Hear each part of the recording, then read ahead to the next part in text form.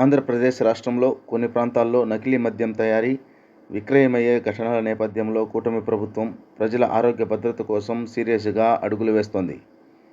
ఈ కార్యక్రమంలో ముఖ్యమంత్రి నారా చంద్రబాబు నాయుడు మరియు ఎక్సైజ్ శాఖ మంత్రి కొల్లు రవీంద్ర సమన్వయంగా నాణ్యమైన మద్యాన్ని ప్రజలకు అందించడానికి ప్రత్యేక చర్యలు తీసుకున్నారు.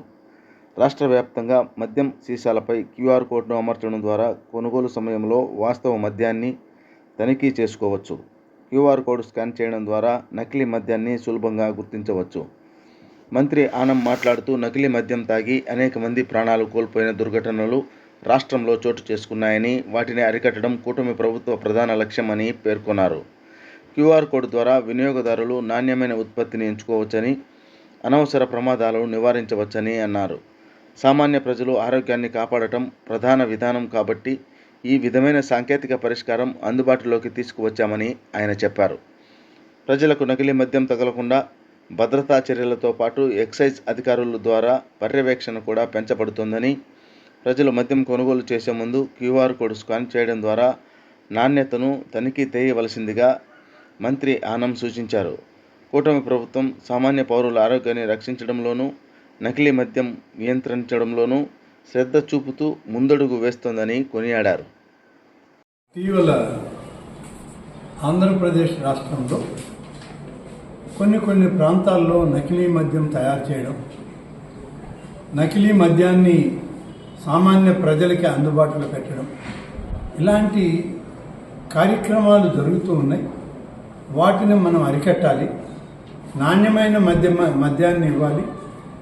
మనం ఏ కార్యక్రమం చేసినా దాన్ని ఇతరులకి ఉపయోగపడే విధంగా ఉండాలి తప్ప వాళ్ళకి నష్టం కలిగించే విధంగా ఉండకూడదు. వాళ్ళ ఆరోగ్యాలు దెబ్బతినే పరిస్థితులు రాకూడదనే ఉద్దేశంతోనే ఆంధ్రప్రదేశ్ ప్రభుత్వం, గౌరవ ముఖ్యమంత్రి చంద్రబాబు నాయుడు గారు, ఎక్సైజ్ శాఖ మంత్రి శ్రీ కొల్లు రవీంద్ర గారు వీరందరూ కలిసి తమ అధికారులతో సమన్వయంగా ఒక కార్యక్రమాన్ని ఆలోచన చేయడం జరిగింది. అదే ఇవాళ నాణ్యమైన మద్యాన్ని సామాన్య పౌరుడికి, అవసరమైన వాళ్ళకి అందించడం.